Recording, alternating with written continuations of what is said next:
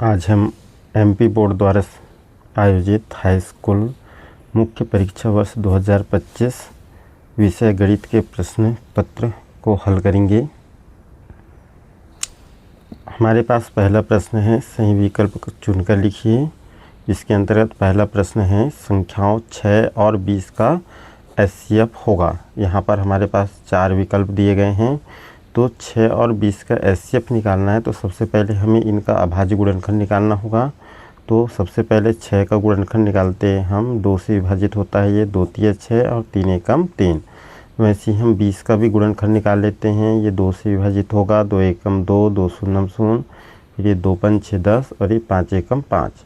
6 का जो गुणनखंड है वो है 2 गुणा 3 और 20 का जो अभाज्य गुणनखंड है वो 2 बार आया है, तो 2 पर 2 की घात गुणा 5। हम एचसीएफ निकाल रहे हैं, तो एचसीएफ निकालेंगे तो हम जो गुणनखंड है वो सार गुणनखंड लेंगे, उभयनिष्ठ गुणनखंड। तो जो दोनों में कॉमन गुणनखंड है वो 2 है और इसकी न्यूनतम घात लेंगे। यहाँ 1 घात है, यहाँ 2 घात, तो न्यूनतम मतलब छोटी घात 1 लेंगे, तो 2 पर 1 की घात मतलब 2 होता है। अर्थात 6 और 20 का जो एचसीएफ होगा वो 2 होगा, जो कि है हमारे पास ऑप्शन नंबर ए।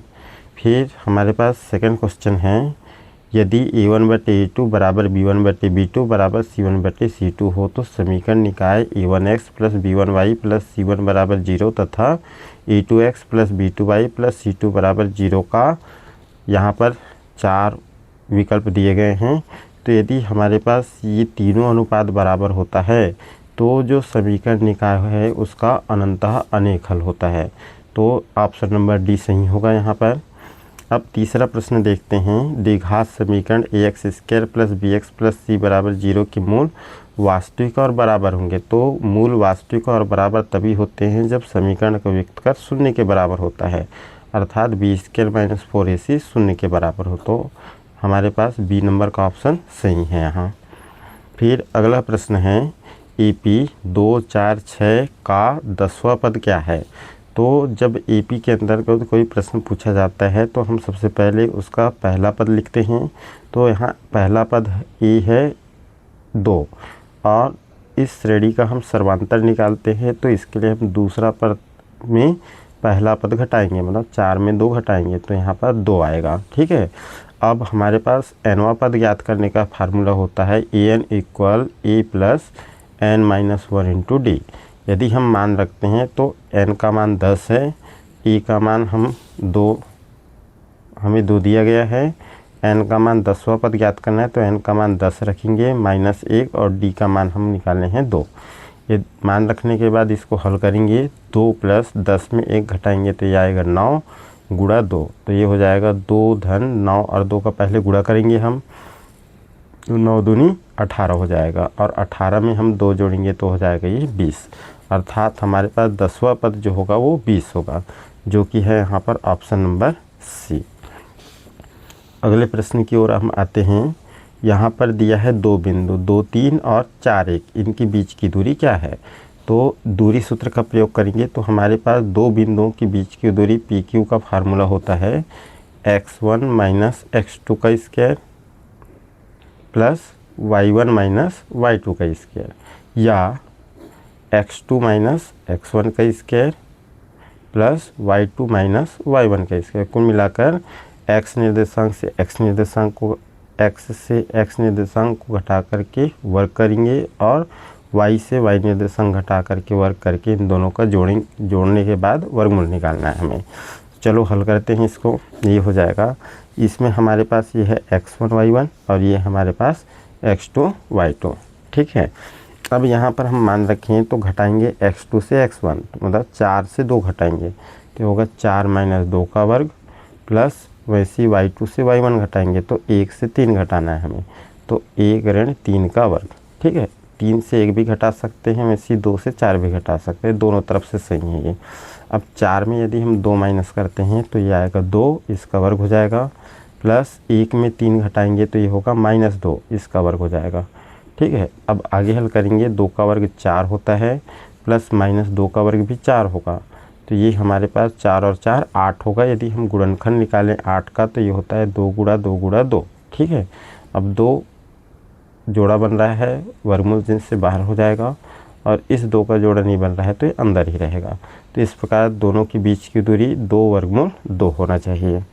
तो ये हमारे पास ऑप्शन में नहीं है, हमारे पास केवल दिया है √8 दिया है, जो कि है यहाँ पर। अर्थात इन दोनों बिंदुओं के बीच की दूरी कितना लिखेंगे हम, वर्गमूल 8 लिखेंगे। हो सकता है ये भी ऑप्शन में आ जाए, यदि ऑप्शन में है तो इसका उत्तर लिखेंगे, अन्यथा ये हमें दिया गया है ऑप्शन, मतलब उत्तर हमारा ए नंबर का सही होगा। अगला प्रश्न है, एक वृत्त की कितनी स्पर्श रेखाएं हो सकती है। तो एक जो वृत्त है उसकी अनंत स्पर्श रेखाएं हो सकती है, और यदि वृत्त के किसी बिंदु पर कितनी स्पर्श रेखा खींची जा सकती है बोला जाए तो एक स्पर्श रेखा, और बाह्य बिंदु से कितनी स्पर्श रेखा खींची जा सकती है तो 2। हालांकि हमें वृत्त पर स्पर्श रेखाओं की संख्या पूछ रहा है तो हम इसका उत्तर लिखेंगे अनंत स्पर्श रेखाएं खींची जा सकती है, ऑप्शन नंबर डी। अब है हमारे पास प्रश्न क्रमांक 2, रिक्त स्थानों की पूर्ति कीजिए। तो हमें खाली स्थान दिए गए हैं। हमारे पास पहला प्रश्न है, √2 या कर्णी 2 एक खाली स्थान संख्या है। तो ध्यान देना है, कर्णी के अंतर्गत कोई ऐसी संख्या आए जो कि पूर्ण वर्ग ना हो तो हमेशा अपरिमेय संख्या होगा।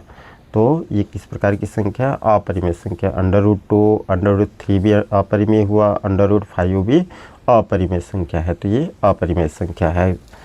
अब नेक्स्ट क्वेश्चन है, एक बहुपद जिसकी घात 3 है वो खाली स्थान बहुपद कहलाता है। तो 3 घात वाली बहुपद को हम त्रिघात बहुपद कहेंगे। कैसा बहुपद कहेंगे, त्रिघात। 2 घात वाले बहुपद को द्विघात, और 1 घात वाले बहुपद को रैखिक बहुपद कहते हैं। अब तीसरा प्रश्न है, AP 3/2, 1/2, -1/2, -3/2 का सार्वांतर कितना होगा। तो सार्वांतर निकालने के लिए हम दूसरे पद से पहला पद घटाते हैं।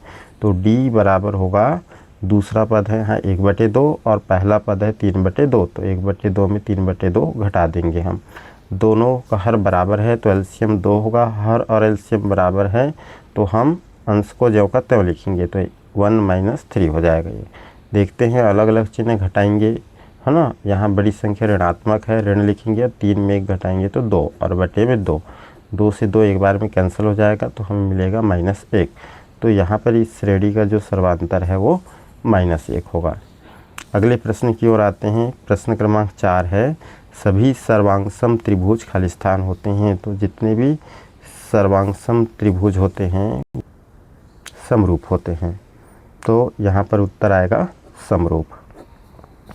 अगला प्रश्न है, प्रश्न क्रमांक 5 है, सभी वृत्त को 2 बिंदुओं पर प्रतिच्छेद करने वाली रेखा को खाली स्थान कहते हैं। तो 2 बिंदु पर यदि वृत्त को कोई रेखा प्रतिच्छेद करती है तो उसको हम छेदक रेखा कहते हैं, और एक बिंदु पर प्रतिच्छेद करती है तो उसको हम स्पर्श रेखा कहते हैं।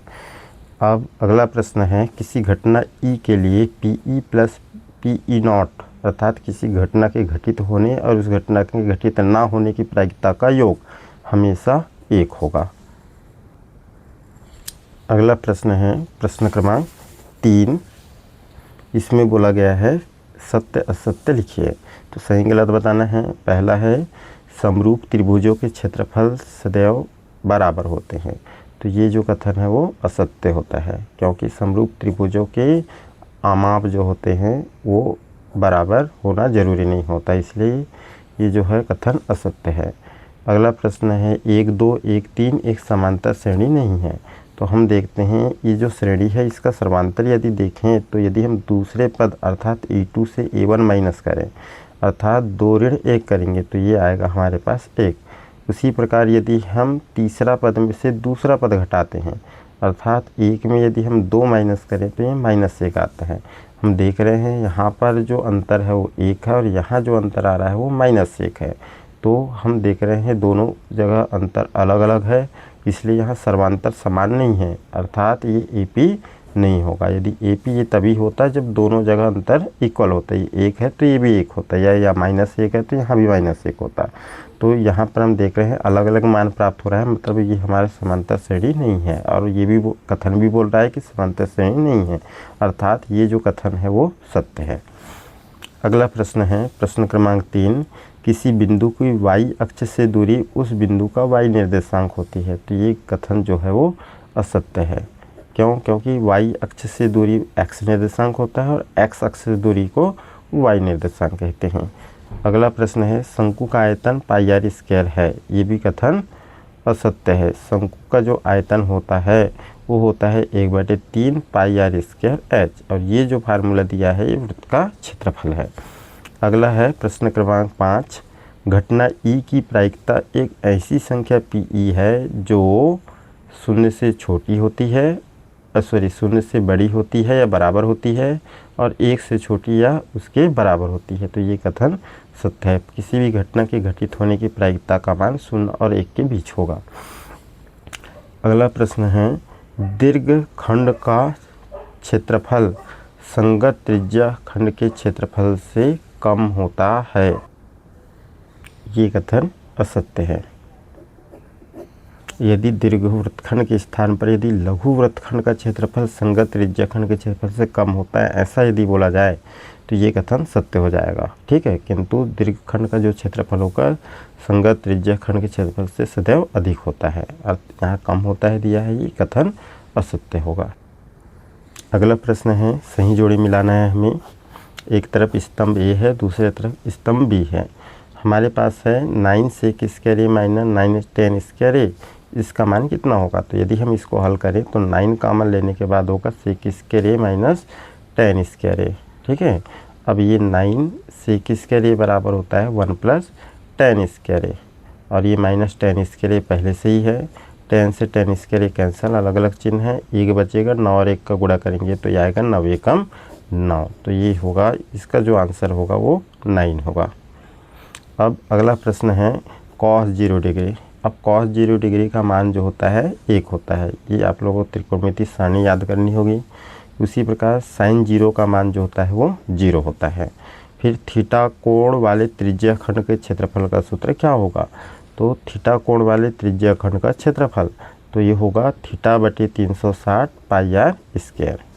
फिर अर्धगोले का जो पृष्ठीय क्षेत्रफल होता है, सॉरी कौन सा क्षेत्रफल, वक्र पृष्ठीय क्षेत्रफल, तो वक्र पृष्ठीय क्षेत्रफल का मान होता है 2 पाई आर स्क्वायर, और जो संपूर्ण पृष्ठीय क्षेत्रफल होगा वो होगा 3 पाई आर स्क्वायर।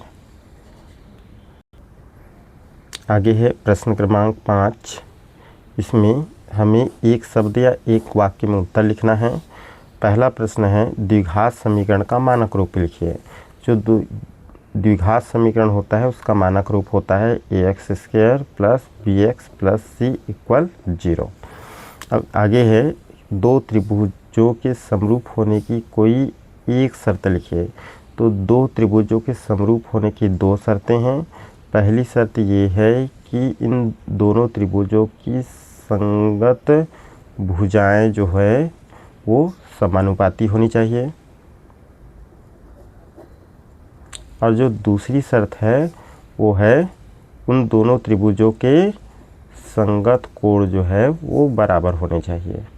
तो ये दो त्रिभुजों के समरूप होने की शर्त है, तो इनमें से कोई भी एक शर्त बताना है। या तो संगत भुजाएं समानुपाती होनी चाहिए, संगत कोण बराबर होनी चाहिए।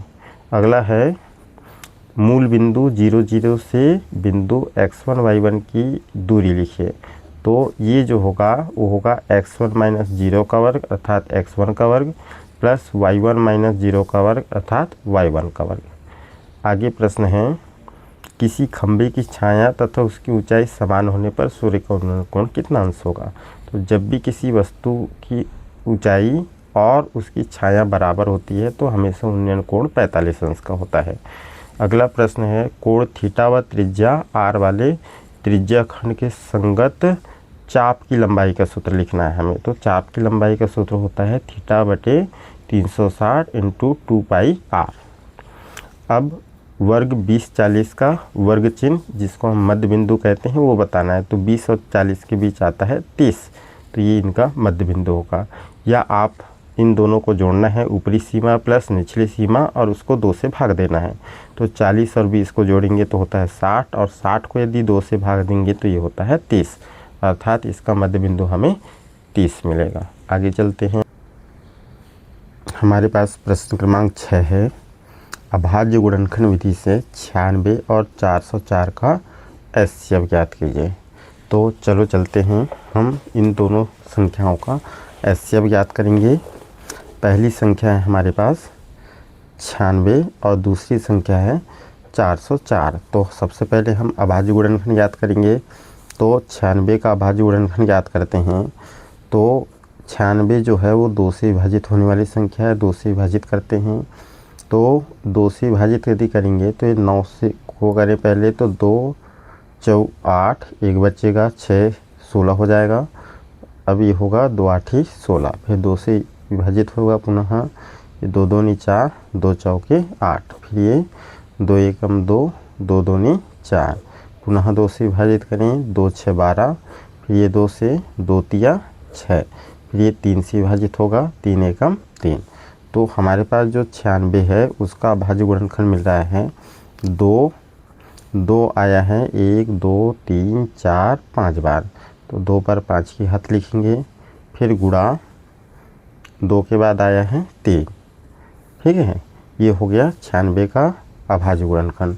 अब हम 404 का अभाज्य गुणनखंड निकालेंगे। तो ये भी 2 से विभाजित होता है, 2 से विभाजित करें, 2 2 4, 2 0 0, 2 2 4, पुनः 2 से विभाजित करेंगे तो 2 1 2, 2 0 0, 2 1 2। अब अगली अभाज्य संख्या 101 एकम 101। तो ये हमारे पास मिलेगा 404 का जो अभाज्य गुणनखंड है वो 2 है। कितनी बार आया है ये? 2 बार, गुणा 101। ठीक है, अब हमें निकालना क्या है? इन दोनों संख्याओं का एचसीएफ ज्ञात करना है। तो एचसीएफ ज्ञात करने के लिए लिखेंगे एचसीएफ किस किस का? 96 और 404 का एचसीएफ बराबर। एचसीएफ ज्ञात करने के लिए हम दोनों में उभयनिष्ठ गुणनखंड देखते हैं। तो दोनों का जो उभयनिष्ठ या सारो गुणनखंड है वो 2 है, जो दोनों में आया है। तो 2 लिखेंगे और अभाज्य गुणनखंड की न्यूनतम घात लिखेंगे। तो यहाँ 5 घात है, यहाँ 2 की घात है। तो न्यूनतम मतलब छोटी घात क्या है? 2। तो छोटी घात लिखना है हमें, है ना। तो ये हो जाएगा 2 पर 2 की घात, और कोई सारो गुणनखंड नहीं है। अब 2 का वर्ग आ रहा है, 2 का वर्ग अर्थात 2 गुणा 2, ये होगा 2 2 4। तो इस प्रकार ये दोनों संख्याओं का जो एचसीएफ है वो 4 होगा।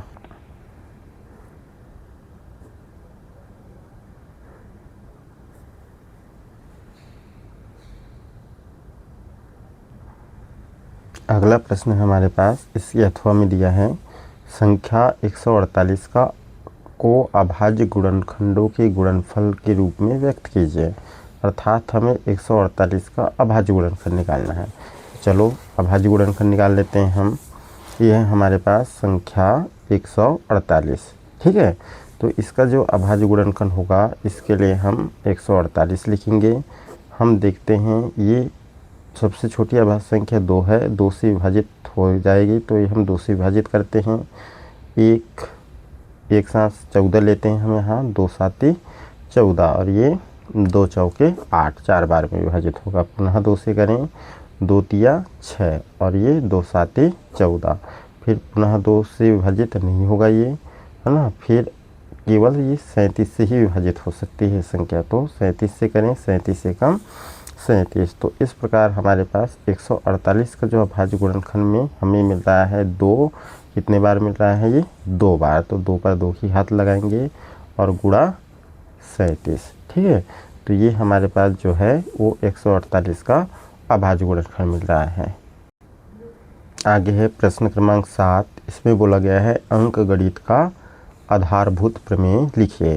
तो जो अंकगणित का आधारभूत प्रमेय जो होता है वो अंकगणित का आधारभूत प्रमेय है, सभी भाज्य संख्या को अभाज्य संख्याओं के गुणनखंड के रूप में व्यक्त किया जा सकता है तथा यह गुणनखंडन अभाज्य संख्याओं के क्रम के बिना अद्वितीय होता है। आगे प्रश्न है हमारे पास, अथवा में व्याख्या कीजिए 7 गुणा 11 गुणा 13 धन 13 और 7 गुणा 6 गुणा 5 गुणा 4 गुणा 3 गुणा 2 गुणा 1 धन 5 भाज्य संख्याएं क्यों हैं। तो हमें भाज्य संख्या क्यों है ये बताना है। तो भाज्य और अभाज्य में क्या अंतर होता है? तो भाज्य संख्या ऐसी संख्या होती है जिनके 2 से अधिक गुणनखंड होते हैं। तो 2 से अधिक गुणनखंड यदि किसी संख्या के है तो उनको हम भाज्य संख्या कहते हैं। और अभाज्य संख्या उनको कहेंगे जिनके केवल दो गुणनखंड होते हैं, दो से अधिक गुणनखंड नहीं होते हैं। कितने गुणनखंड होंगे?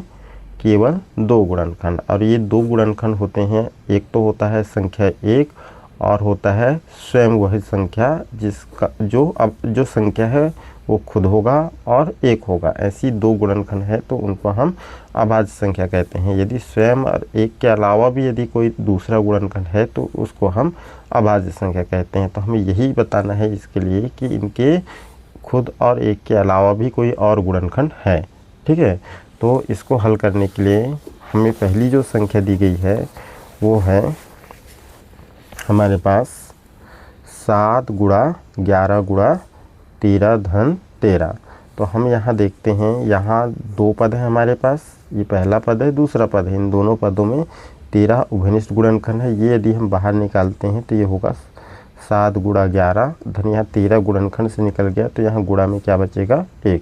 ठीक है, अब ये हो जाएगा हमारे पास 13 और 7 11 77 धन 1, तो ये होगा 13 गुणा 77 और 1 78 हो जाएगा। ठीक है, हम यहाँ देखते हैं जो गुणनखंड है उसमें 13 है, यदि हम चाहें तो 78 का भी गुणनखंड निकाल सकते हैं। ठीक है, तो हम यहाँ बताएंगे कि ये जो संख्या है वो खुद और एक के अलावा भी 13 से विभाज्य है।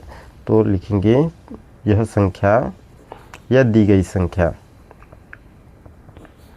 है ना का अभाज्य गुणनखंड 13 है ना, या यह 13 से विभाज्य है, इसलिए यह भाज्य संख्या है क्योंकि 2 से अधिक गुणनखंड आ रहे हैं इसमें। इसी प्रकार अगला जो प्रश्न है इसमें है बोला गया है 7 गुणा 6 गुणा 5 गुणा 4 गुणा 3 गुणा 2 गुणा 1 धन 5, ये भाज्य संख्या क्यों है? तो हम देख रहे हैं यहाँ भी 5 कॉमन है, 5 बाहर ले लेते हैं तो ये होगा 7 गुणा 6 गुणा 4 गुणा 3 गुणा 2 गुणा 1 धन यहाँ 1 है ना। तो यहाँ इसको पूरा हल करेंगे हम, तो यहाँ हम देखेंगे कि इसका भाज्य गुणनखंड में 5 है, तो यह भी क्या है? संख्या 5 से विभाज्य है। किससे विभाज्य है? 5 से विभाज्य है। ठीक है, इसलिए यह भाज्य संख्या है। यह हम बताएंगे कि इसके 2 से अधिक गुणनखंड है, इसलिए ये भाज्य संख्या है। ठीक है, आगे जो प्रश्न है प्रश्न क्रमांक 8, किसी बहुपद px के लिए y बराबर px का ग्राफ दिया गया है। इस स्थिति में px के शून्यकों की संख्या ज्ञात कीजिए। तो जब भी हम किसी बहुपद का शून्य ज्ञात करते हैं हम देखते हैं कि उसका जो ग्राफ है वो x अक्ष को कितने बिंदुओं पर विभाजित करता है। जितने बिंदुओं पर वो विभाजित करेगा उसके उतने ही शून्यक होंगे। हमारे पास ये x अक्ष है और ये जो है इस बहुपद का आलेख या ग्राफ है। तो हम देखते हैं ये जो ग्राफ है और ये x अक्ष है, तो ये x अक्ष को हमारे कितने बिंदुओं पर प्रतिच्छेद कर रहा है? 3 बिंदु पर, यहाँ यहाँ और यहाँ। इसलिए यहाँ पर जो शून्यकों की संख्या होगी वो कितनी होगी? कितने बिंदु पर प्रतिच्छेद कर रहा है x अक्ष को? 3 बिंदुओं पर, इसलिए इसमें शून्यकों की संख्या होगी 3। तो इसका उत्तर बताना है, शून्यकों की संख्या 3 है। आगे हमारे पास जो अथवा में प्रश्न पूछा गया है वो है द्विघात बहुपद x² - 3x - 10 के शून्य ज्ञात कीजिए। तो चलो शून्य ज्ञात करते हैं। हमारे पास बहुपद है x² - 3x - 10।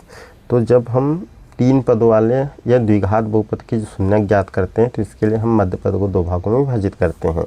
इसके लिए अचर पद और x² का गुणांक, यहाँ कुछ नहीं है तो 1, इनका पहले गुणा करते हैं।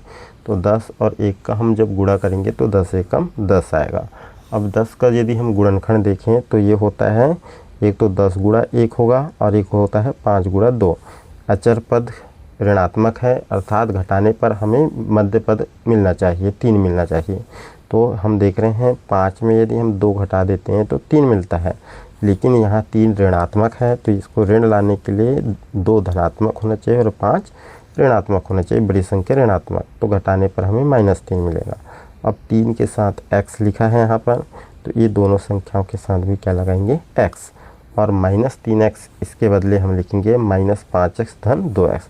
तो चलो यहाँ पर लिखते हैं हम x² ज्यों का त्यों अब ये -3x है, उसके बदले हमें क्या लिखना है, -5x धन 2x और -10 तो रहेगा ही।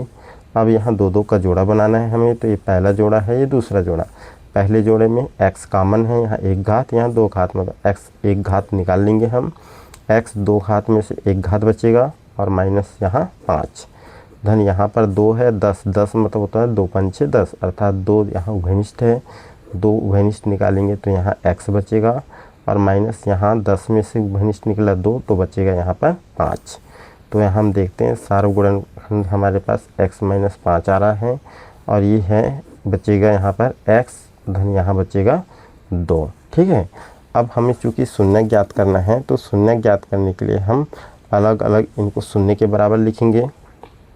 ठीक है, तो यदि हम पहला गुणनखंड 0 के बराबर लिखते हैं, मतलब x - 5 को यदि 0 लिखें तो ब्रैकेट को हम हटा सकते हैं यहाँ पर, तो x बराबर -5 का पक्षांतर 0 धन 5 अर्थात केवल 5। और यदि हम दूसरा गुणनखंड 0 लेते हैं अर्थात x धन 2 बराबर यदि 0 लें तो x बराबर धन 2 का पक्षांतर -2। तो यहाँ पर जो हमारे पास x के मान आ रहे हैं उसी को हम शून्यक कहते हैं। तो इस प्रकार जो बहुपद दिया गया है हमारे पास, तो बहुपद के जो शून्यक हैं वो है, एक तो 5 है और दूसरा क्या है, -2 है। ठीक है, तो ये हमारे पास उत्तर होगा इस प्रश्न का। हमारे पास प्रश्न क्रमांक 9 है, 4u² + 8u, इसके शून्य ज्ञात कीजिए। ठीक है, तो इसके लिए भी हम गुणनखंड ज्ञात करेंगे। पहले तो हमारे पास बहुपद है 4u² + 8u, तो हमारे पास इस बहुपद में केवल 2 ही पद हैं, तो सबसे पहले हम उभयनिष्ठ ही निकालेंगे। तो इन दोनों में जो है यहाँ 4 है, यहाँ 8 है। 8 का यदि हम गुणनखंड देखें तो ये होता है 2 चौके 8, मतलब 2 और 4। तो इन दोनों में 4 उभयनिष्ठ है, हम 4 भी बाहर कर लेंगे। साथ में यहाँ u² है और यहाँ u है, मतलब u न्यूनतम एक बार दोनों जगह है, तो u पर 1 की घात हम उभयनिष्ठ निकाल लेंगे। तो यहाँ पर 4 भी निकल गया, u² अर्थात u गुणा u, तो इसमें से 1 घात u निकला है तो 1 u बच जाएगा, 4 तो निकल गया। प्लस यहाँ पर 8 में 2 गुणा 4 अर्थात 4 निकला है तो यहाँ बचेगा 2 और u 1 घात बाहर आ गया है तो केवल यहाँ 2 बचेगा। तो इस प्रकार ये जो है इसका गुणनखंड होगा।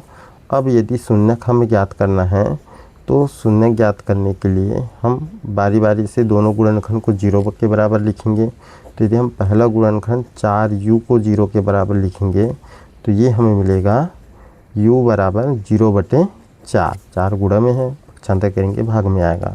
तो इस प्रकार हमें u का मान जो है वो मिलेगा 0/4, अर्थात 0 को 4 से भाग देंगे तो 0 आएगा।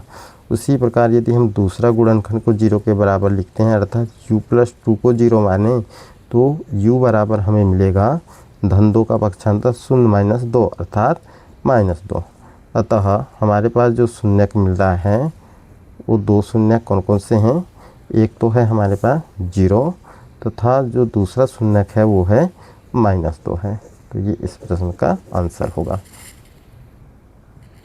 अगला प्रश्न है, इसके अथवा में दिया है हमें, एक द्विघात बहुपद ज्ञात कीजिए जिसके शून्यकों का योग तथा गुणनफल -1/4 और 1/4 है।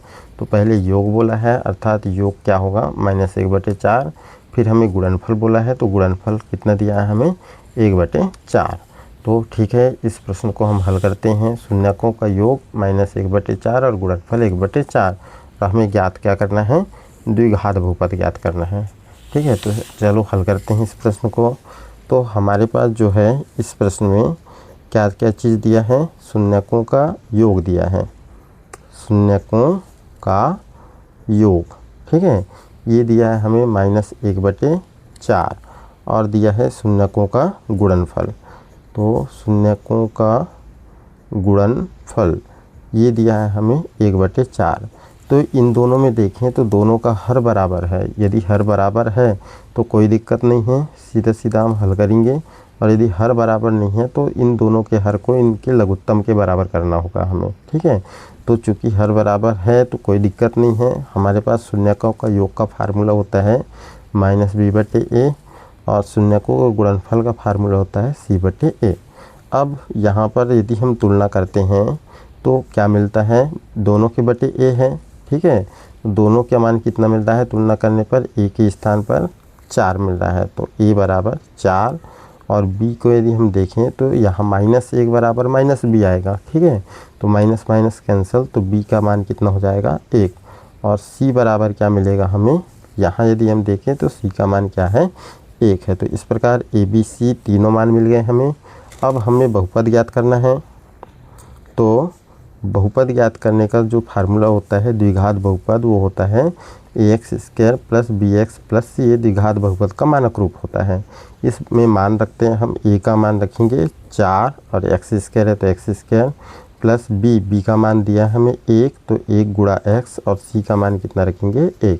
तो इस प्रकार हम यहाँ a b c के मान रख लिए। आगे हल करेंगे हम 4x² प्लस 1 और x का गुणा x एकम x प्लस ये हो जाएगा 1। तो इस प्रकार ये जो आ रहा है ये हमारे पास द्विघात बहुपद होगा। प्रश्न क्रमांक 10 है, रैखिक समीकरण युग्म को हल कीजिए। हमारे पास रैखिक समीकरण युग्म है x धन 2y बराबर 8 और x ऋण y बराबर 8। तो समीकरण हल करने के लिए हमारे पास दो विधि है मुख्यतः। पहला है विलोपन विधि और दूसरा है प्रतिस्थापन विधि। तो हम इस समीकरण को विलोपन विधि से हल करके बताएंगे आपको। तो हमारे पास जो पहला समीकरण है वो है x + 2y बराबर 8 और दूसरा है x - y बराबर 8, ठीक है।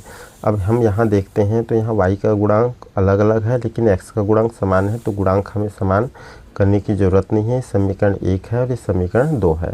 तो हम सीधा सीधा समीकरण 1 से समीकरण नंबर 2 को घटा देंगे, ठीक है। तो ये हमें मिलेगा, ये हम पहले है समीकरण 1, तो समीकरण 1 लेते हैं हम x + 2y बराबर 8 और यहाँ है x - y बराबर 8। तो यहाँ पर हम चूँकि घटा रहे हैं हम, तो घटाने पर जो है जिसको घटा रहे हैं उसका चिन्ह बदल जाएगा। तो यहाँ कोई चिन्ह नहीं है तो धन मानेंगे, इसको ऋण हो जाएगा ये, और ये ऋण धन हो जाएगा। और यहाँ भी कुछ नहीं है तो धन है, इसको भी हम ऋण कर लेंगे। तो चिन्ह बदल दिए। अब x का गुणांक बराबर है, चिन्ह अलग अलग है, x कैंसिल हो जाएगा और ये 2y धन y दोनों धनात्मक हो गए, जुड़ जाएंगे। 2y है और ये 1y, टोटल 3y। और यहाँ 8 में 8 घटाएंगे तो ये हो जाएगा 0।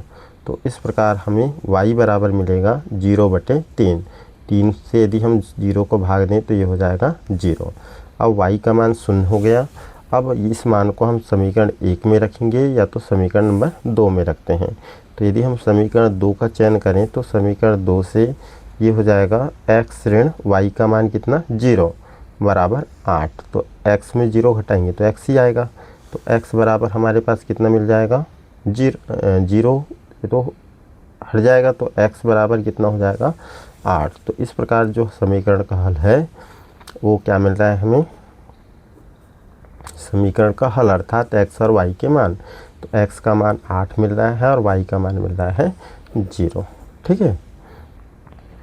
आगे प्रश्न है अथवा में दिया है a1/a2 b1/b2 c1/c2 की तुलना कर ज्ञात कीजिए कि रेखीय समीकरण युग्म 2x ऋण 3y बराबर 8 और 4x ऋण 6y बराबर 9 संगत है या असंगत है। तो इसकी संगतता की जांच करने के लिए हम अनुपात ज्ञात करेंगे पहले। तो हमारे पास जो समीकरण युग्म दिए गए हैं उसको हम लिख लेते हैं समीकरण युग्म। पहला समीकरण युग्म है, पहला समीकरण है 2x ऋण 3y बराबर 8। इसको हम मानक रूप में कन्वर्ट कर लेते हैं। ये हो जाएगा 2x ऋण 3y बराबर 8 का पक्षांतर करेंगे तो -8 बराबर 0। और दूसरा समीकरण है हमारे पास, ये है 4x ऋण 6y बराबर 9, ठीक है। इसको हम थोड़ा चेंज कर लेंगे। 4x ऋण 6y बराबर 9 का पक्षांतर इधर करेंगे तो ये चिन्ह बदल जाएगा, -9 बराबर इधर क्या बचेगा 0। अब ये हमारे पास परिवर्तित समीकरण हो गए, ठीक है। अब यहाँ पर यदि हम मानक समीकरणों की तुलना करते हैं तो हमारे पास जो मानक समीकरण होता है a1x + b1y + c1 बराबर 0 और होता है a2x + b2y + c2 बराबर 0, ठीक है। तो इस तरह होता है। तो यहाँ पर हम पहले समीकरण की तुलना पहले समीकरण से करें तो x का गुणांक यहाँ 2 है, x का गुणांक a1 अर्थात a1 का मान कितना होना चाहिए 2। उसी प्रकार b1 का मान जो है वो y का गुणांक होगा, ठीक है। तो ये ऋण 3 आ रहा है और c1 का मान होगा अचर पद -8। वैसे ही a2 का मान यदि हम ज्ञात करें तो a2 का मान दूसरे समीकरण से मिलेगा हमें 4, b2 का मान -6 और c2 का मान मिलेगा -9। अब हम अनुपात ज्ञात कर लेते हैं। तो पहला अनुपात होता है a1 बटे a2। तो a1 का मान कितना है 2 और a2 का मान 4, ठीक है। तो ये 2 1 कम 2, 2 2 नहीं 4 कैंसिल हो गया, तो ये बचा 1 बटे 2। अब हम निकालेंगे b1 बटे b2। तो b1 बटे b2 अर्थात b1 का मान -3, b2 का मान कितना है -6, माइनस से माइनस कैंसिल हो जाएगा, ठीक है। तो ये आएगा हमारे पास 3 1 3, 3 2 6, तो ये भी आ गया 1 बटे 2। अब हम निकालेंगे c1 बटे c2 का मान। तो c1 का मान -8, c2 का मान -9, माइनस माइनस कैंसिल, तो 8 बटे 9। हम यहाँ देख रहे हैं a1 बटे a2 और b1 बटे b2 का मान बराबर है। तो हम लिखेंगे यहाँ पर a1 बटे a2 बराबर आ रहा है b1 बटे b2 के, और c1 बटे c2 जब ये दोनों बराबर आ जाएं तो तीसरा देखेंगे हम। तो हम देखते हैं 8 बटे 9 है अर्थात c1 बटे c2 का मान बराबर नहीं है। तो दो अनुपात बराबर हो, तीसरा बराबर ना हो, तो जो समीकरण जो होता है वो होता है असंगत, ठीक है। क्यों? क्योंकि ये जो समीकरण है इसका कोई हल नहीं है, ठीक है। तो लिख सकते हैं हम समीकरण युग्म का कोई हल नहीं है, ठीक है, नहीं है, इसलिए समीकरण युग्म असंगत है, ठीक है। तो ये इसका उत्तर हो जाएगा। आगे है प्रश्न क्रमांक 11, AP 2 7 12 है ना का 10वां पद ज्ञात कीजिए, ठीक है। तो जो AP दिया है हमारे पास, ठीक है, तो AP हमारे पास है 2 7 12, ठीक है, और हमें ज्ञात करना है 10वां पद, ठीक है। तो ये AP हमें दिया गया है और ये हमें ज्ञात करना है, ठीक है। तो इसके लिए हम देखते हैं इस AP का पहला पद। तो AP का पहला पद A का मान 2 मिलता है हमें, और देखेंगे हम इस AP का सर्वांतर। तो सर्वांतर के लिए दूसरे पद में हम पहला पद घटाएंगे अर्थात 7 में हम 2 घटा देंगे। तो 7 में 2 घटाएंगे तो हमें 5 मिलता है, ठीक है। अब हमें nवां पद का फार्मूला लगाना है, an बराबर a प्लस n-1 गुणा d। यदि हम मान रखते हैं तो n का मान क्या रखेंगे हम 10वां पद ज्ञात करना है हमें, ठीक है। और a का मान है 2 प्लस n का मान पुनः 10 है -1 और गुणा d का मान 5। हल करते हैं हम इसको, ये हो जाएगा 2 धन 10 में से 1 घटाएंगे तो हमें मिलेगा 9 और ये गुणा में 5, ठीक है। आगे हल करते हैं हम 2 धन, पहले गुणा होगा 9 5 45, 45 में हम 2 जोड़ेंगे तो आएगा 47। तो इस प्रकार जो AP है उसका 10वां पद जो है वो 47 होगा। इसके अथवा में हमें प्रश्न दिया है AP 21 18 15 का कौन सा पद -81 है। तो हम इसमें मान लेंगे कि nवां पद -81 है, ठीक है। तो हल करते हैं इस प्रश्न को। तो क्या मानेंगे हम, माना AP 21 18 15 का कौन सा पद, nवां पद, ठीक है, -81 है, ठीक है। तब यहाँ पर A का मान अर्थात पहला पद क्या मिलेगा हमें 21, D का मान ज्ञात करें तो ये कितना मिलेगा हमें, दूसरे से पहला पद घटाएंगे तो 18 माइनस कितना होगा 21। तो 18 में यदि हम 21 घटाएंगे तो ये हमें मिलेगा, घटा लेते हैं, बड़ी संख्या ऋणात्मक है यहाँ, 21 में यदि हम 18 घटाएंगे तो ये हमें मिलेगा -3, ठीक है। तो पहला पद हो गया, D का मान मिल गया, तथा हमें अंतिम पद दिया है या इसको हम nवां पद कह सकते हैं, an बराबर मिला है -81। हमें ये चीज़ दिया है और ज्ञात क्या करना है हमें, n का मान कौन सा पद -81 है, ठीक है। तो चलो इसको हम आगे हल करते हैं। तो आगे हल करेंगे तो ये हमारे पास आएगा चूँकि हम जानते हैं ए एन बराबर होता है a plus n minus 1 into d. इस फार्मूले में हम मान रखते चलेंगे। ए एन का मान कितना दिया है हमें -81, तो ए एन के स्थान पर -81, ए का मान हमें दिया है 21, तो 21 रखेंगे, प्लस एन नहीं पता हमें, डी हमें मालूम है कितना दिया है -3, ऋणात्मक है, ब्रैकेट के अंदर लिखेंगे। अब इसको हम हल करेंगे तो 21 के यदि हम पक्षांतर करें तो ये -81 पहले से ही है, ये धनात्मक है, पक्षांतर माइनस में होगा, बराबर ये हो जाएगा n-1 गुणा -3। ठीक है, अब ये दोनों ऋणात्मक है, जुड़ जाएंगे, एक जैसे चिन्ह है, माइनस में आएगा, 1 1 2 और 8 2 10, और ये गुणा है, पक्षांतर करेंगे तो बटे में आएगा -3, और इधर होगा n-1, माइनस कैंसिल, 3 से यदि भाग दें तो 3 तिया 9, 3 चौके 12, तो ये 34 हो गया। ऋण 1 का पक्षांतर धन 1 होगा, ये होगा n, 34 और 1 हो जाएगा 35, तो 35 बराबर क्या मिल रहा है हमें n, या हम लिख सकते हैं n बराबर कितना है 35, तो उत्तर हो जाएगा हमारे पास, अतः कौन सा पद 35वां पद -81 है, ये इस प्रश्न का आंसर होगा। आगे 12वां प्रश्न है हमारे पास, आधारभूत समानुपातिकता प्रमेय का कथन लिखिए।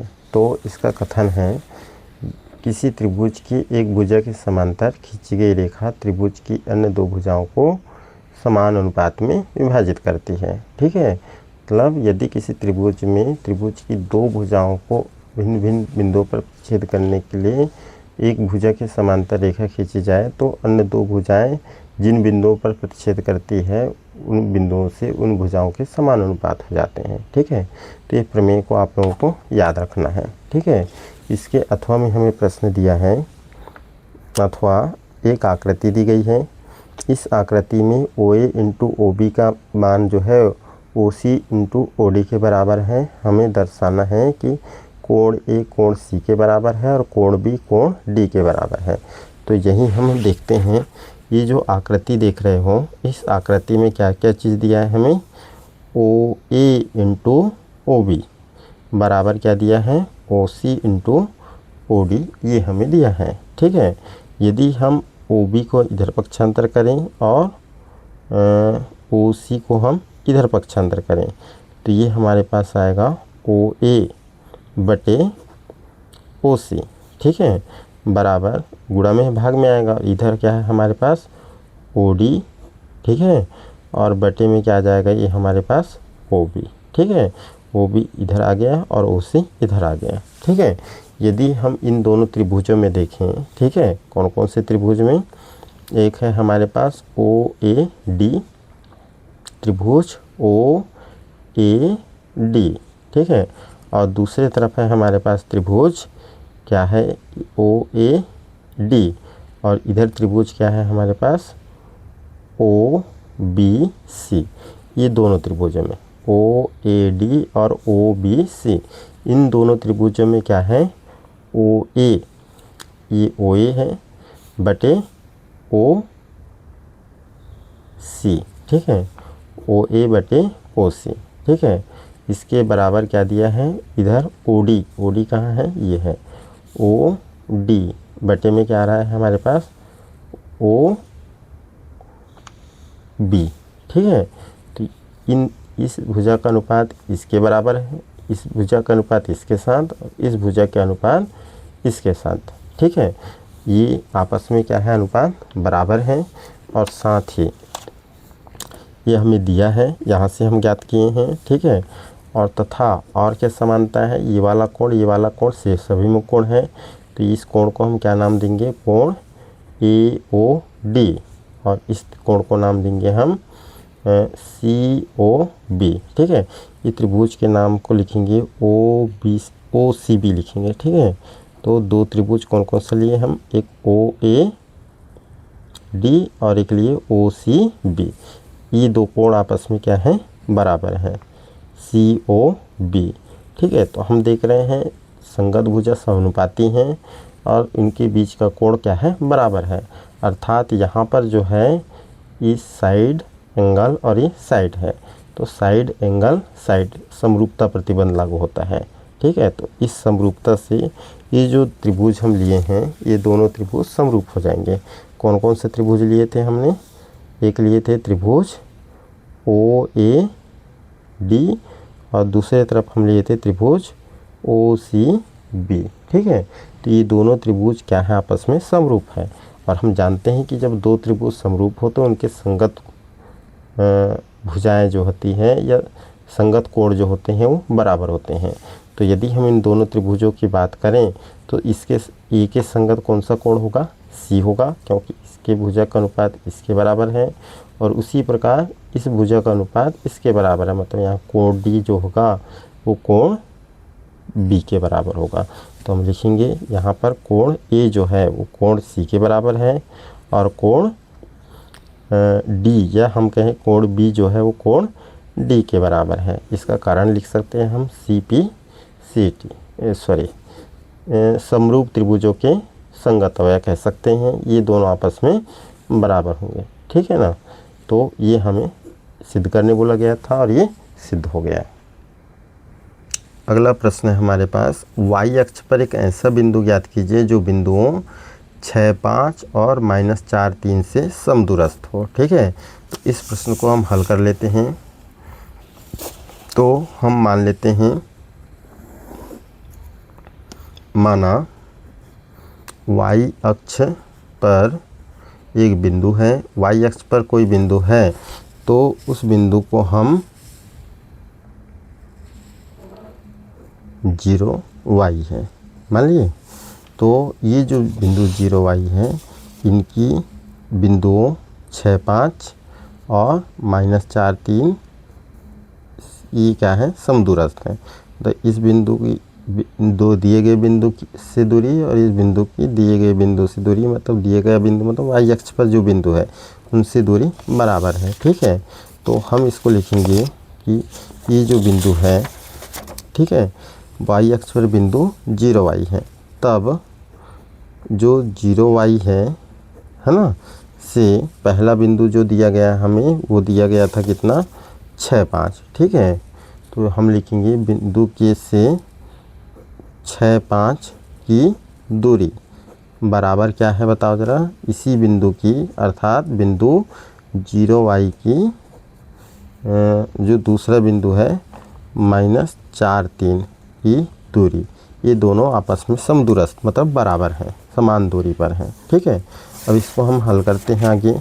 ये हो जाएगा हमारे पास, दूरी सूत्र का प्रयोग करें, ये होगा x2 - x1 मतलब 6 - 0 का वर्ग प्लस y2 - y1 अर्थात 5 - y का वर्ग बराबर, इधर भी हम हल करें तो ये होगा -4 - 0 -4 - 0 का वर्ग प्लस y निर्देशांक अंतर 3 - y का वर्ग। वर्गमूल कैंसिल हो जाएगा, दोनों तरफ है या दोनों तरफ हम वर्ग कर सकते हैं, वर्गमूल कैंसिल हो जाएगा।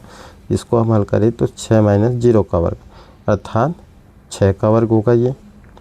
ठीक है। प्लस 5 - y का वर्ग, a ऋण b का फार्मूला अप्लाई करेंगे हम। ठीक है। हमारे पास फार्मूला होता है a ऋण b का वर्ग बराबर a का वर्ग ऋण 2ab धन b का वर्ग। इस सूत्र में हम मान रखते हैं। ये हो जाएगा a का मान 5 है, b का मान y है, तो a का वर्ग मतलब 5 का वर्ग। ठीक है। तो ये होगा 5 का वर्ग। ठीक है। इसको हम सीधा सीधा हल कर लेते हैं। 6 में 0 घटाए तो 6 का वर्ग 36। ठीक है। 5 का वर्ग कितना हो जाएगा? 25 ऋण 2ab मतलब 2 के साथ 5 और y को गुणा करेंगे तो 2 पंचे 10y प्लस y का वर्ग b का वर्ग अर्थात यहाँ भी हल करें तो ऋण 4 ऋण 0 मतलब ऋण 4 का वर्ग, 4 का वर्ग 16 होता है प्लस 3 का वर्ग 9 ऋण 2ab मतलब 3 दूनी 6y धन b का वर्ग अर्थात y का वर्ग। आगे हम हल करते हैं। 36 और 25 दोनों अचर है, जुड़ जाएंगे। 6 और 5 ये हो जाएगा 11, 1। ठीक है। अब इसको हम आगे लिखेंगे, ये लिखेंगे हम 6 और 5 11, 1 बचा 1, 3 5 और 1 6, ये ऋण 10y धन y स्क्वायर। वैसे इधर 16 और 9 टोटल हो जाएगा 25 ऋण 6y धन y स्क्वायर। ठीक है। अचर पद को एक तरफ और चर पद को एक तरफ लाएंगे तो ये -10y धन y स्क्वायर, इधर से धन 6y ऋण वाई स्क्वायर। ठीक है, चिन्ह बदल जाएंगे इन दोनों का। और बराबर में इधर है 25, हम पक्षांतर कर रहे हैं 61 का, तो ये हो जाएगा -61। ठीक है, आगे हम हल करते हैं इसको। ये होगा वाई स्क्वायर से वाई स्क्वायर कैंसिल, 10y धन 6y, अलग अलग चिन्ह घटाएंगे है ना, माइनस चिन्ह बड़ी संख्या का चिन्ह है, 10 में 6 घटाएंगे तो 4y। ठीक है, अब इधर 25 में 61 घटाएंगे तो यहाँ भी बड़ी संख्या ऋणात्मक है। 61 में हम 25 घटाने के लिए बैलेंस लेते हुए चले, 11 में 5 घटाएंगे तो हो जाएगा 6, और ये बचा 5। 5 में यदि हम 2 घटाएंगे तो बचेगा 3। ठीक है, तो y यहाँ गुणा का चिन्ह है, पक्षांतर करेंगे तो भाग में जाएगा, तो -36 बटे -4 कैंसल। 4 से 4 का पहाड़ा 9 बार पढ़ेंगे तो 36 आता है, तो y बराबर मिलेगा हमें 9। ठीक है, अतः जो y अक्ष पर जो बिंदु है, ठीक है, y अक्ष पर बिंदु कौन सा बिंदु आ रहा है, हम y अक्ष पर जो स्थित बिंदु है उसको माने थे 0y। ठीक है ना, तो 0 और y का मान यहाँ पर रखेंगे हम 9, तो इस प्रकार ये हो जाएगा बिंदु 0, 9। ठीक है, तो ये इस प्रश्न का हल होगा। अगला प्रश्न है हमारे पास, AB और -AB के बीच की दूरी ज्ञात कीजिए। ठीक है, तो यहाँ जो दिया है AB तथा -A-B की बीच की दूरी। ठीक है, तो दूरी सूत्र का प्रयोग करें तो अंडर ये है हमारे पास, यदि हम तुलना करते हुए हल करें तो x2 - x1।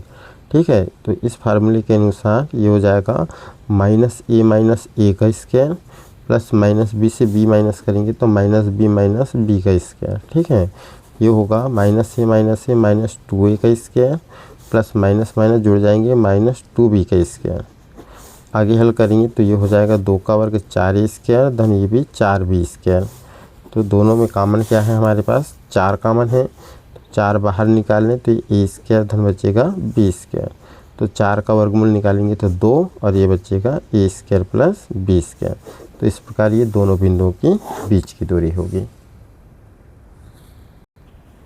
प्रश्न क्रमांक 14 है, cos a बराबर 3/5 है, हमें ज्ञात करना है sin a और tan a के मान। ठीक है, तो हमें यहाँ पर दिया गया है cos a का मान। ठीक है, तो दिया है हमें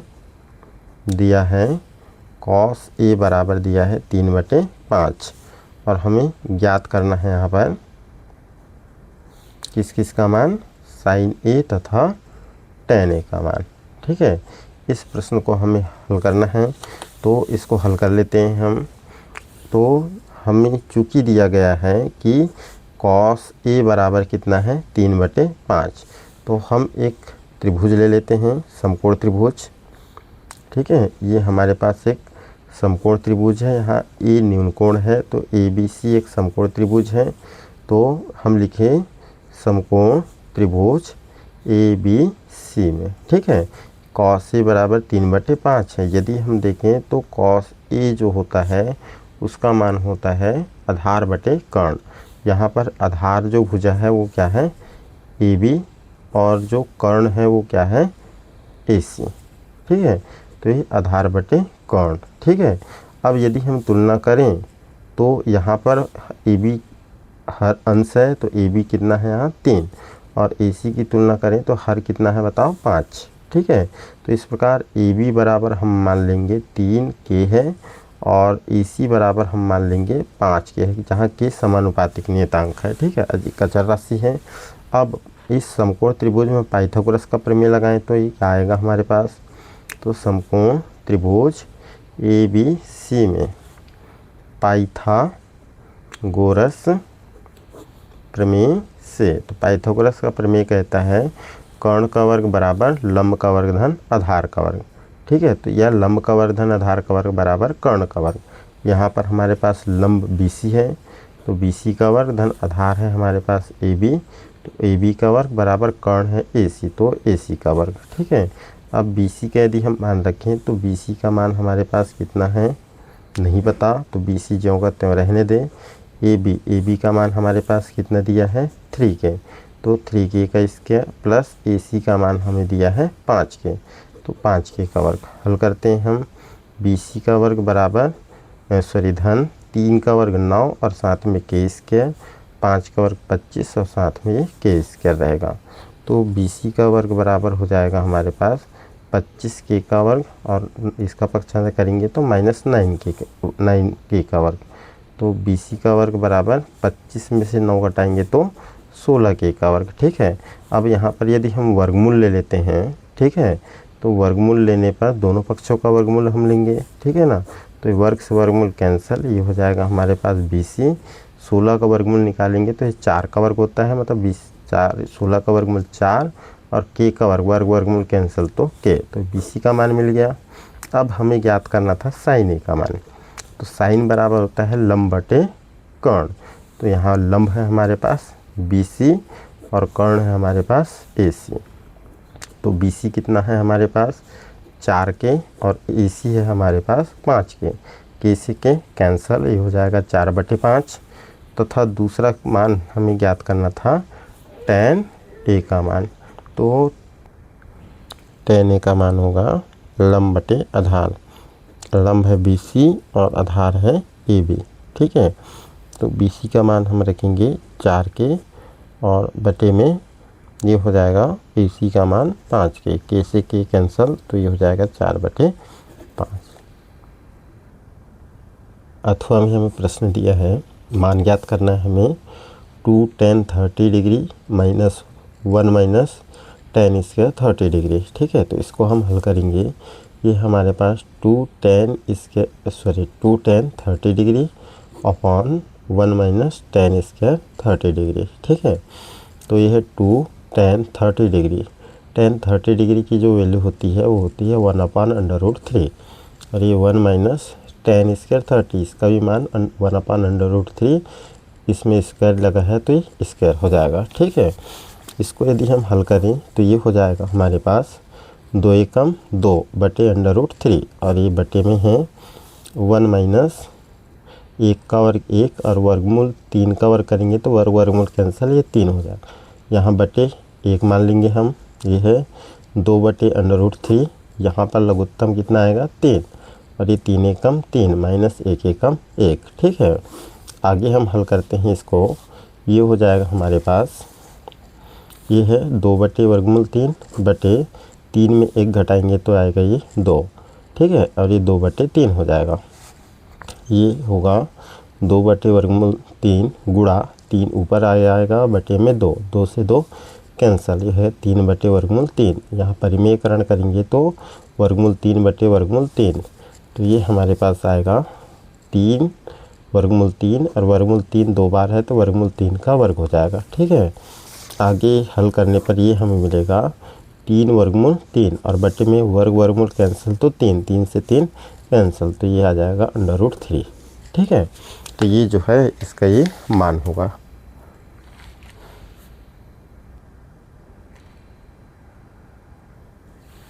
अगला प्रश्न दिया है हमें, त्रिज्या 14 सेंटीमीटर वाले वृत्त के एक चाप केंद्र पर 45 अंश का कोण अंतरित करता है। संगत चाप द्वारा बनाए गए त्रिज्या खंड का क्षेत्रफल ज्ञात कीजिए। क्या ज्ञात करना है हमें? त्रिज्या खंड का क्षेत्रफल। और क्या दिया है? वृत्त की त्रिज्या दी गई है और चाप द्वारा केंद्र पर बनाया गया कोण दिया गया है, ठीक है। तो हमें इस प्रश्न में क्या क्या चीज़ दिया है वो लिख लेते हैं। दिया है ना, जो वृत्त की क्या है त्रिज्या, त्रिज्या को हम r से दर्शाते हैं, तो r का मान दिया है 14 सेंटीमीटर और कोण दिया गया है, जो चाप द्वारा बनाया गया कोण है थीटा, उसका मान दिया है 45 अंश। और हमें यहाँ पर ज्ञात क्या करना है? त्रिज्या खंड का क्षेत्रफल, त्रिज्या खंड का क्षेत्रफल, ठीक है। तो हम इसको हल करेंगे तो त्रिज्या खंड का क्षेत्रफल का फार्मूला लगाना होगा हमें। तो त्रिज्या खंड का क्षेत्रफल, तो त्रिज्या खंड का क्षेत्रफल होता है थीटा बटे 360 और पाई आर स्क्वायर इंटू में, ठीक है ना।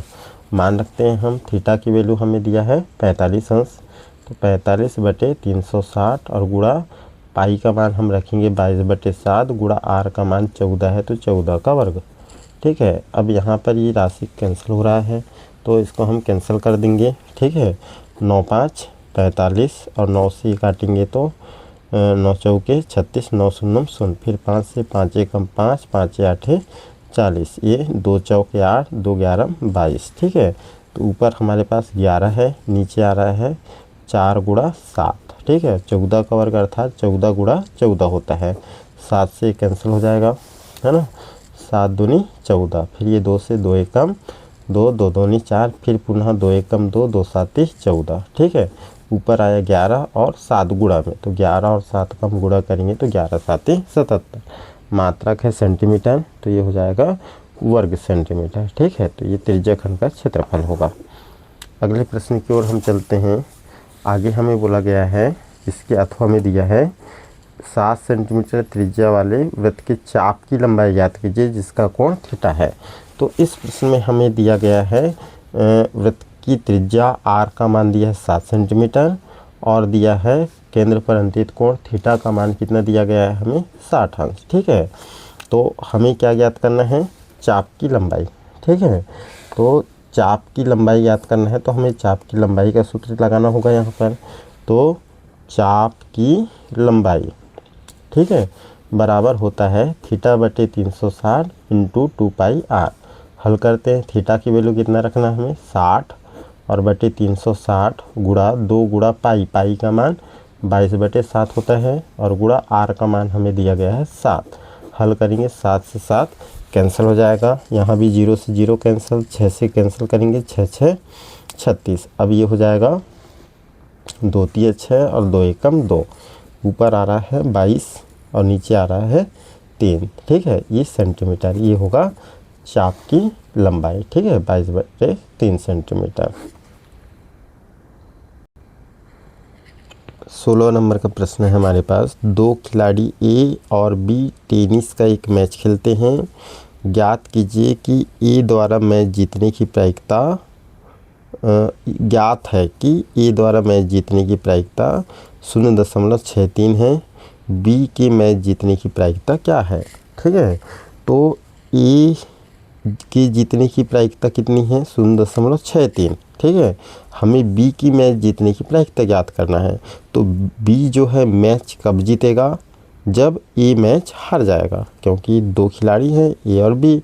यदि ए जीतेगा तो बी हारेगा और बी जीतेगा तो ए हारेगा। मतलब यदि हमें बी के मैच जीतने की प्रायिकता ज्ञात करना है तो ए के मैच हारने की प्रायिकता ज्ञात करना होगा। ठीक है, तो हमें यहाँ पर दिया गया है ए द्वारा मैच जीतने की प्रायिकता, जीतने की प्रायिकता। ठीक है, इसको हम प्रोबेबिलिटी ऑफ ए लिखें तो ये हो जाएगा, कितना दिया है हमें 0.63, ये हमें दिया गया है। ठीक है ना।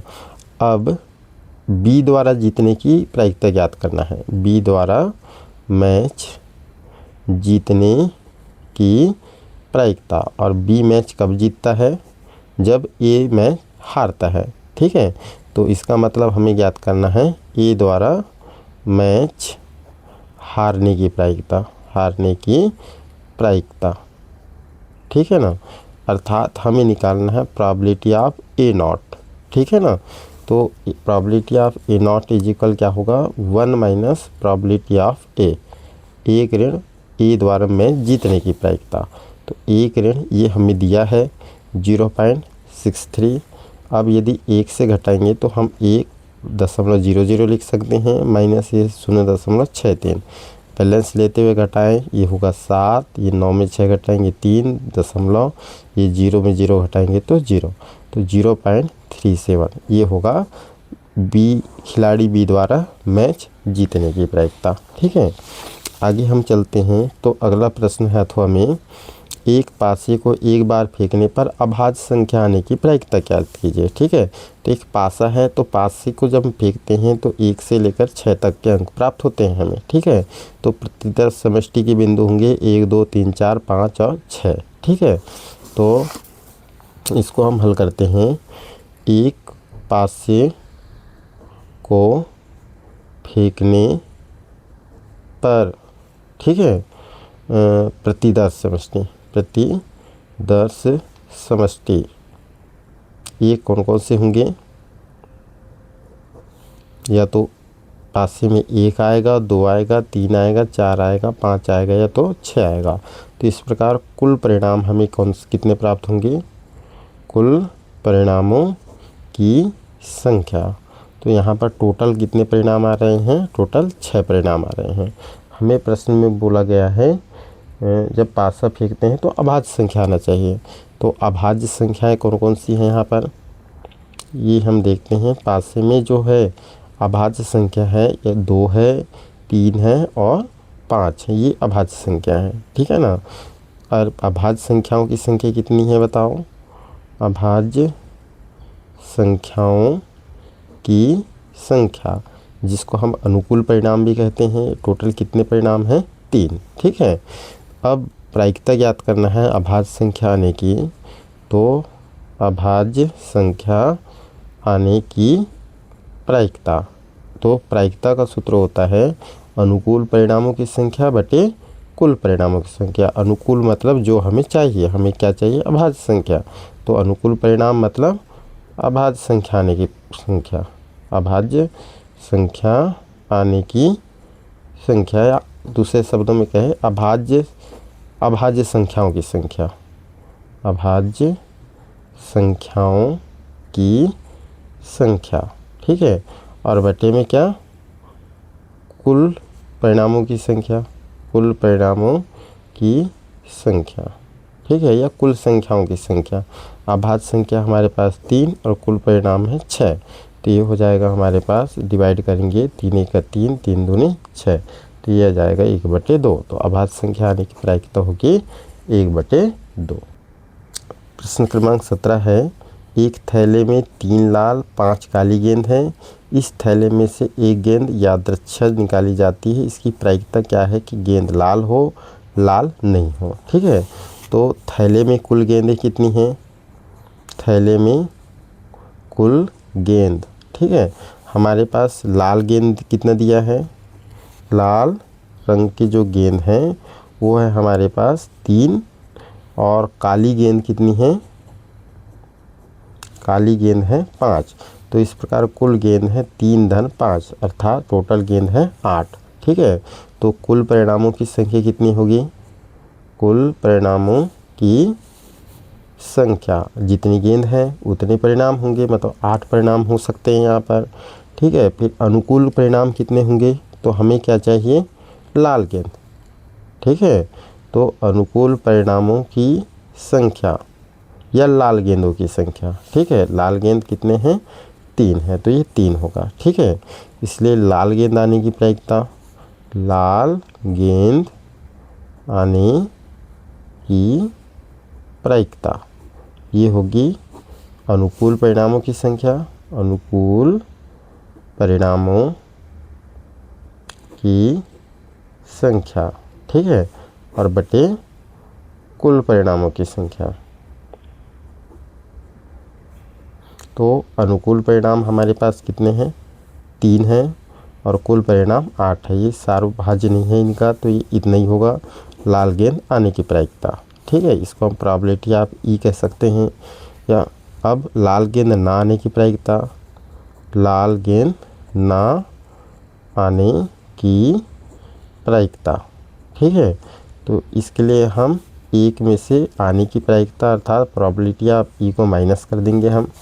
तो ये होगा 1 - 3/8, ठीक है। बटे कुछ नहीं, बटे 1 माने लघुत्तम, 8 एकम 8। तो ये 8 एकम 8 ऋण 3 एकम 3। तो 8 में से यदि हम 3 घटाएंगे तो आएगा 5/8। तो इस प्रकार ना आने की प्रायिकता होगी 5/8। अथवा में हमारे पास प्रश्न है, 52 पत्तों की अच्छी तरह फेंटी गई एक गड्डी में एक पत्ता निकाला जाता है। लाल रंग का तस्वीर वाला पत्ता प्राप्त करने की प्रायिकता ज्ञात की। इस प्रश्न में यहाँ पर टोटल पत्तों की संख्या 12 है, इसलिए कुल परिणाम भी कुल पत्ते 52 हैं, तो कुल परिणाम 52 होंगे, ठीक है। तो कुल परिणामों की संख्या ये होगी 52, ठीक है।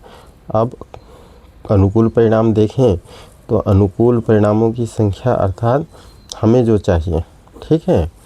तो कुल परिणामों की संख्या, तो हमें क्या चाहिए? लाल रंग का तस्वीर वाला पत्ता। ठीक है, तो लाल रंग का तस्वीर वाला पत्ता। ठीक है, तो लाल रंग के तस्वीर वाले पत्ते कौन कौन से होते हैं? एक होता है बादशाह का, फिर दूसरा होता है बेगम का, फिर तीसरा पत्ता होता है जैक का। ठीक है ना, गुलाम का। ठीक है, तो ये लाल रंग के कितने पत्ते होते हैं हमारे पास?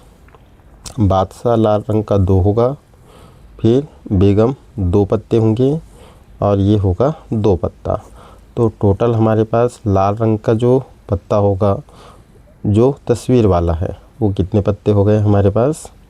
6 पत्ते हो गए। ठीक है ना, तो अनुकूल परिणामों की संख्या कितनी हो जाएगी? 6।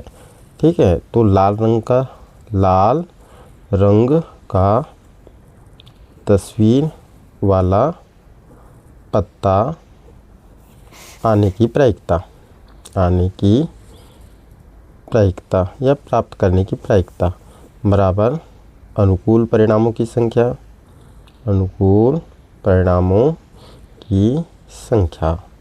बटे कुल परिणामों की संख्या। ये हमारे पास प्रायिकता का फार्मूला होता है। मान रखेंगे अनुकूल परिणाम 6 हैं, कुल परिणाम 52 है। ठीक है, अब यदि हम इसको हल करते हैं तो ये होगा 2 तिया 6 और 2 दूनी 4 और 2 6 12। तो ये हो जाएगा 3/26। ये होगा लाल रंग का तस्वीर वाला पत्ता आने की प्रायिकता। ठीक है, अब इसके आगे के प्रश्न अगले पार्ट में आएगा। तब तक के लिए आप लोग इस चैनल को सब्सक्राइब कर लें ताकि अगला पार्ट आप लोगों को जल्दी से मिल सके। धन्यवाद।